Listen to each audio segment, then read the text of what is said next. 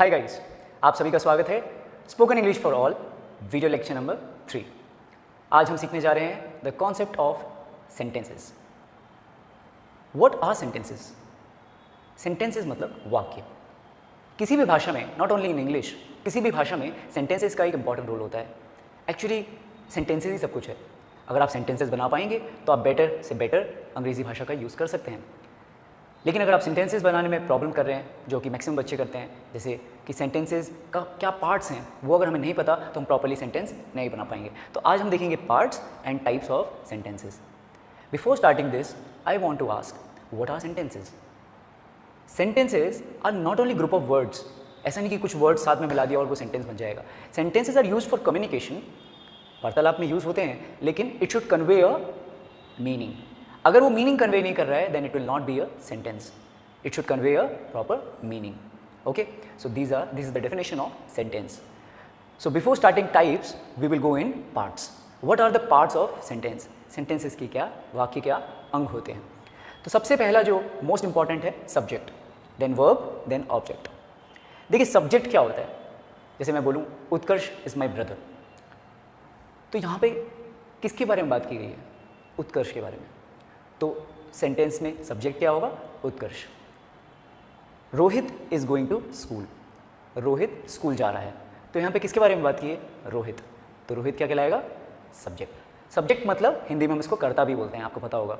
तो कर्ता मतलब जो कार्य को कर रहा हो। किसी भी सेंटेंस में सब्जेक्ट पहचानना हो तो सिंपली पूछिए who is doing the work और who is talked about in that sentence. उस सेंटेंस में, उस वाक्य में किसके बारे में बात की गई है या कौन उसमें क्रिया को कर रहा है, तो वो हो जाएगा सब्जेक्ट। जब हमें सब्जेक्ट पता है तो आगे बढ़ते हैं वर्ब। वर्ब क्या होता है? क्रिया। देखिए क्रिया दो प्रकार की होती है। वर्ब जो दो हैं, दो प्रकार की होती है मेनली। एक तो होती है मेन वर्ब, जैसे खेलता है, नाचता है, गाता है, डूइंग वर्ड, एक्शन वर्ड जिसको कहते हैं हम, किसी भी चीज़ को करने को, कार्य को। लेकिन अगर उस सेंटेंस में ऐसा हो कि रोहित इज़ 8 years old, यहाँ पे रोहित कुछ काम कर रहा है क्या? नहीं, लेकिन उसके बारे में बताया है, उसकी अवस्था के बारे में बताया कि वो अभी 8 साल का है। रोहित इज़ 8 years old, तो इज़ क्या हो जाएगा? ये भी एक वर्ब होता है। इसको हम क्या बोलते हैं? हेल्पिंग वर्ब या ऑक्सिलरी वर्ब। तो ये सहायक क्रिया है, ठीक है। तो इसमें बताते हैं अवस्था के बारे में, यानी कि जो सब्जेक्ट है उसकी अवस्था क्या है, पास्ट है, प्रेजेंट है, फ्यूचर है। Rohit is 8 years old, Rohit was 8 years old या Rohit will be 8 years old। तो अवस्था के बारे में जो भी हमें बताते हैं, is, was, has, have, will, do, does, ये सब क्या होते हैं? हेल्पिंग वर्ब होते हैं। नेक्स्ट वीडियो लेक्चर में हम इसके बारे में कुछ बताएंगे, कैसे इसको सब्जेक्ट के साथ यूज़ करते हैं। अगला है ऑब्जेक्ट। ऑब्जेक्ट मतलब कारक।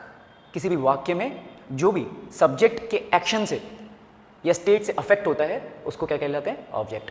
For example, Ram is walking in the park. तो राम कहाँ पे चल रहा है? पार्क में। तो पार्क क्या हो जाएगा यहाँ पे? ऑब्जेक्ट हो जाएगा, ठीक है। As simple as that. तो किसी भी सेंटेंस के 3 पार्ट्स होते हैं, सब्जेक्ट, वर्ब एंड ऑब्जेक्ट। इसी से मिलके सेंटेंस बनता है। और वर्ब के दो पार्ट्स वो हैं, main verb and helping verb. चलिए आगे बढ़ते हैं, इसके टाइप्स देखते हैं। कैटेगरी 1।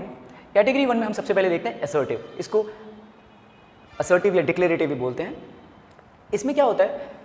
कोई भी ओपिनियन, आइडिया, फैक्ट के बारे में बताया जाता है, तथ्य के बारे में, है ना, या आपका कोई आइडिया है उसके बारे में वहाँ पे बताया जाता है। For example, my father's name is Bhuvan. So यहाँ पे मैं बता रहा हूँ कि मेरे पिताजी का नाम भुवन है, तो ये एक फैक्ट है, तो ये क्या कहलाएगा? Assertive sentence. I am 25 years old, तो ये एक फैक्ट है। तो जहाँ पे भी फैक्ट, ओपिनियन या आपका आइडिया उसके बारे में बताया जाए तो वो क्या होगा? असर्टिव सेंटेंस होगा। अगला कैटेगरी का सेकंड सब टाइप है इंटेरोगेटिव। इसको हिंदी में हम बोलते हैं प्रश्नात्मक। जहाँ पे कोई भी प्रश्न पूछा जा रहा हो, प्रश्न जैसे क्या राम अच्छा लड़का है? तो यहाँ पूछ रहे हैं क्या अच्छा लड़का है ना।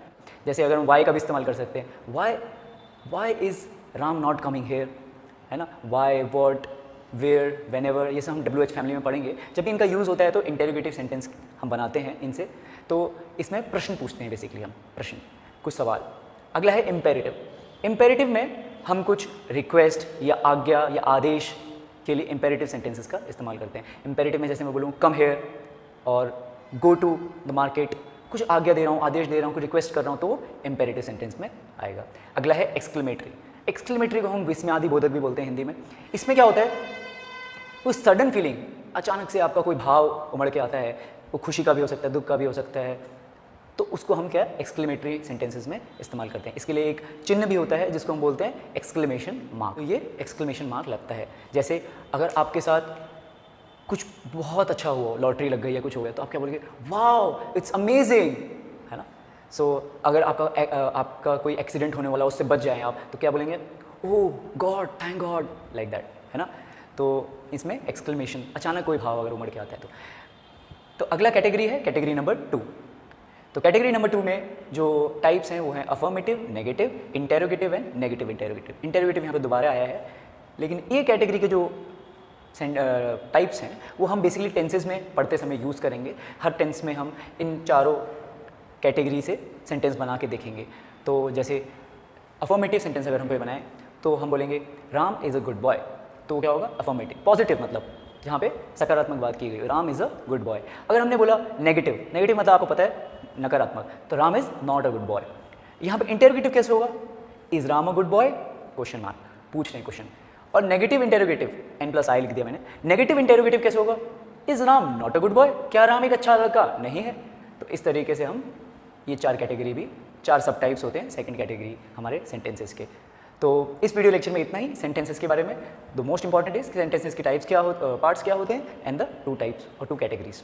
ओके, नेक्स्ट वीडियो लेक्चर में हम देखेंगे किस तरीके से हम सब्जेक्ट के साथ कौन सी वर्ब का इस्तेमाल करें, first person, second person, third person का कॉन्सेप्ट। देखिए मैक्सिमम स्टूडेंट्स को कभी कभी सवाल आ जाता है कि हैज़ लगाएं या हैव लगाएं, या हैड लगाएं, विल लगाएं, वॉज लगाएं, वर लगाएं, कब कहाँ क्या इस्तेमाल करें सब्जेक्ट के साथ राइट वे में। तो वो हम देखेंगे नेक्स्ट लेक्चर में। तब के लिए थैंक यू। सब्सक्राइब कीजिए चैतन्य एजुकेशन चैनल को और बेल आइकन दबाइए ताकि कोई भी नई वीडियोस आपसे मिस ना हो।